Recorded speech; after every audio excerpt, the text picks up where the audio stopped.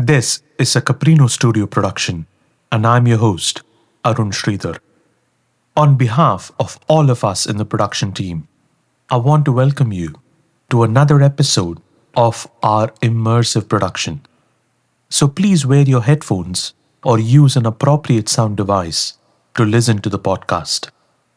It is only right that you get to hear the episode in the way we intended it to be. Let's start then, shall we?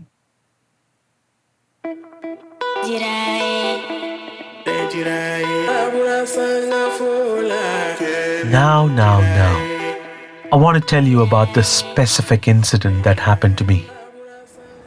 A friend of mine was visiting Mexico City back in 2017, and he stumbled upon something very odd as he made his way through the winding, crowded streets of Mexico City's crowded, hip Roma neighborhood.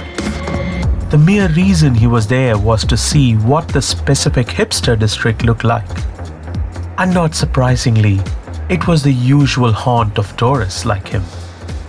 On a warm, balmy evening, he decided to grab an ice cream, and while he was waiting in line at the ice cream stall, he happened to glance around him and noticed a long line trying to get into what seemed like an old residence. He was also intrigued by the banging disco music that was coming at him, along with the wafts of sweet-smelling meat from the Mexican street food stalls. With an ice cream in hand, he looked around and noticed a bouncer turning away people.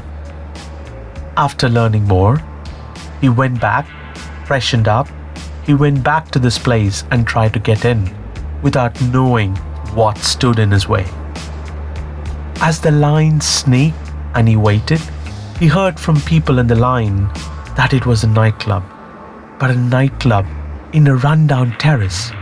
How is that even possible, he thought to himself. But then, when his turn came, he showed his passport and he walked in. But what he was walking into was nothing short of amazing. As he forked his way beyond the entrance and into a dark corridor, the new disco music got louder and louder. Corridor walls were clad with black basalt tiles that are dramatically lit from below to accentuate patterns carved into the surfaces. And then, as he walked in, it was there. The huge textured timber pyramid was right there. Time stood still. As a few clicks went by, he noticed a double-height dance floor, a DJ booth, which was dripping with rich wood, leather, glinting copper and glass. It was all va-va-voom.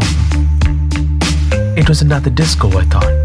But what he said next blew my mind. The name of the club was M.N. Roy. Blown yet? I certainly was.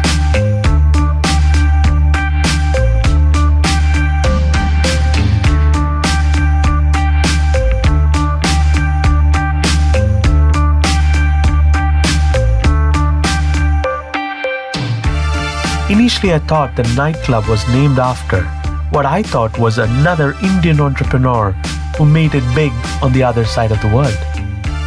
But the fact that it was a Bengali name and it was one of the most popular clubs in Mexico City, and on the spot Googling while my friend was talking about this, verified that M.N. Roy features in the top 10 electronic music nightclubs in the whole world.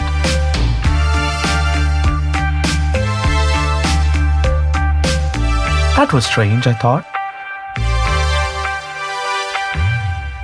But what was the story?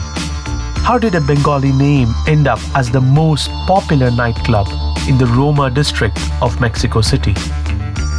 Growing curious, eager to join the dots. But let me give you a small glimpse. We all know very well that India has a long history of colonization. Invasions, conquests, despotic rulers, and a myriad of cultures have littered and shaped our history. Over time, the oppressed people became weary. The desire for freedom from the Western colonizers became a loud roar.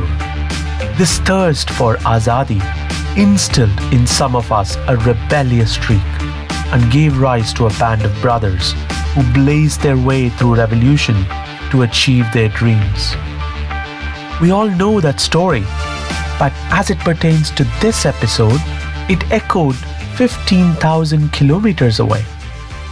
It's not about one, but two such revolutionary heroes who are celebrated in a place miles away, even today. From Caprino studio, this is A Road Less Traveled, a podcast that seeks to dig deep into our collective archives to take you on a journey to show you how stories about India, Indians, and foreigners that are relatively unknown and underappreciated have changed and impacted our lives, society, and culture. Come along with us as we seek to hold your hands and travel through this amazing journey, paired with our own brand of unique storytelling, thoughtful music, and sound design to inspire, engage, and entertain you. If we have crossed paths before, a warm welcome back to you. For those who are new, there is only one way to get to know us and the stories. Get stuck right in and join us as we sail through this adventure together. Let's get started, shall we? I'm your host, Arun Sridhar. But before we dig into M.N. Roy of Mexico City, let's time travel to early 20th century India, into the home of a young man called Narendranath Bhattacharya. Narendranath came from a priestly family in West Bengal. And if you like trivia, and if you ever get a chance to visit the Keput village in Midnapur district of West Bengal, do not miss the chance to visit the mesmerizing Keputeshwari temple, standing tall for almost 3 centuries, where Narendra's paternal grandfather once used to be the head priest. Now coming back to our story. It was a time of great change. Bengal, at the end of the 19th century, saw revolutionary nationalism sweeping across its educated middle class. Like many other radical nationalists of the time, Narendranath did not remain untouched. He was convinced that armed revolution was the only way to snuff out the British. Mentored by the great Bhaga Jathan, the great anti-British revolutionary, Narendranath turned out to be a natural leader by the time he turned 20. He first came to the major attention of the Raj in November 1908, when he shot dead Nandalal Banerjee, the infamous police officer who had previously arrested Khudiram Bose, one of the youngest martyrs of the independence movement. Fate, though, had bigger plans for Narendranath. The changing global political landscape with the outbreak of World War I provided the perfect stage. Rival imperial powerhouses now sought elbow room to weaken the British, and Indian revolutionaries seized the opportunity and conspired with the last German emperor to secure funds and weapons to overthrow British rule in India. Narendranath became the chosen one to lead the operation. Within the span of a year, from 1915 to 1916, Narendranath traveled to Java, Malaya, Indonesia, Indochina, Philippines, Japan, Korea, and China, only to come up empty-handed in securing weaponries. When he finally landed at San Francisco in the United States of America in June 1916, he saw his infamous popularity decorating the local daily's front page, and I quote, "Mysterious alien reaches America. Famous Brahmin revolutionary or a dangerous German spy?" the title read. He had no other option but to flee again. But this time, he headed for Palo Alto, California, and changed his identity. He now called himself Manabhendranath Roy, in short, M.N. Roy. The new life in California brought new opportunities for Roy, and it came through new people. One of them was Evelyn Trent, a graduate student at Stanford University, who soon became his wife and political collaborator. Trent accompanied Roy to New York, where he first came in close contact with the Lion of Punjab, Lala Lajpat Rai. Lala took Roy to attend multiple public meetings where the working class audience would ask questions. These questions brought a change in Roy's political ideals, and he found himself identifying with Marxist principles. As Roy further moved away from Palo Alto to Mexico, he founded the Communist Party of Mexico in 1919, the first communist party outside Russia. The following year saw Roy's rapid rise through the international communist hierarchy. His supplementary thesis on the role of educated middle class in nationalist movements was adopted along with Lenin's thesis by the Second World Conference of the Communist International. It was during this conference Roy met with the second hero of our story, Pandurang Sadashiv Kankoje. Cut from the same cloth, Kankoje, during his college days, was deeply inspired by the French Revolution and the American War of Independence, and spearheaded a student revolution against the British Raj back in Nagpur, India. Just like Bhaga Jatin, who brought the best out of M.N. Roy, for Kankoje, it was Bal Gangadhar Tilak. Tilak lit the fire in Kankoje and persuaded him to travel to Japan. Spending a disappointed year in Japan, he set sail for the United States, as San Francisco was in desperate need of labor after a devastating earthquake of 1906. However, due to his poor health, his application for hard labor was rejected. Being an unskilled immigrant in a faraway land, he started working as a waiter, a cleaner, a dishwasher, and a hospital attendant until he had accumulated enough money to enroll at University of California, Berkeley as a student of agriculture. The Indian famine of 1896 to 1897, due to the absence of adequate rain as well as administrative breakdown engineered by the British, left a deep mark on Kankoje, which steered him to choose his career path at Berkeley. His desire to breathe on a free land back home never left his heart.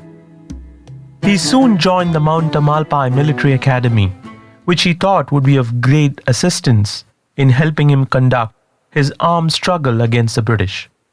Later, when he moved to Oregon to work at a lumber mill, he met several Indian laborers whom he started to train on Sundays to use for the Indian independence movement. This group subsequently formed the Indian Independence League. It was during this time that he met Lala Hardayal, the eminent Indian intellectual teaching at Stanford University. Lala was running a revolutionary campaign through a newspaper where he would publish patriotic songs and articles in the vernacular languages of India. As Kankoje joined hands with Lala, they sowed the seeds for the formation of the famous Gadar Party, which later hosted the likes of Udham Singh and others. World War I adversely affected Gadar Party's operations, and as the party faded away, Kankoje faced a threat of extradition. In his hour of need, Kankoje's Mexican friends from the military academy came in handy, and he set sail for Mexico in 1924. Back then, Mexico was in the throes of a transition after the end of the dictatorial rule of Porfirio Diaz. Disappointed by the failure to bring independence to his homeland, Kankoje shifted his focus towards the people of Mexico. His studies at Berkeley helped to develop new varieties of high-yielding corn and wheat, with major attention being paid towards drought and disease-resistant varieties. Concoje became the face of the Green Revolution in Mexico that changed the country's agricultural landscape forever. So much so that Diego Rivera, the pioneer of the mural movement in Mexican art, painted a mural at the Secretariat of Public Education in Mexico, almost reminiscent of the Last Supper. In the painting, Concoje is seen heading a table and breaking bread with a big knife. A farmer and a soldier are seen standing on either side of the table, with people from different nations sitting around. The nation, Mexico, is represented by a child wearing overalls at the opposite end of the table. By now, you must have already figured out the answer to the question I asked you at the beginning of the story. Well, M. Roy of Mexico City is perhaps not only named after enigmatic M. Roy, but is also a tribute to a group of radical humanists and global intellectuals who changed Mexico's political and social landscape forever. The current nightclub, M. Roy, stands in the exact place where M. Roy resided.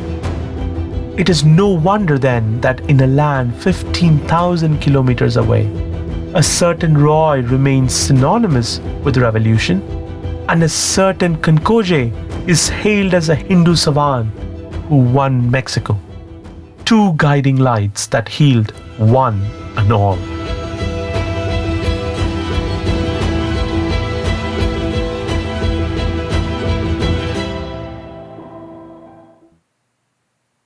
You've just listened to a Caprino studio production.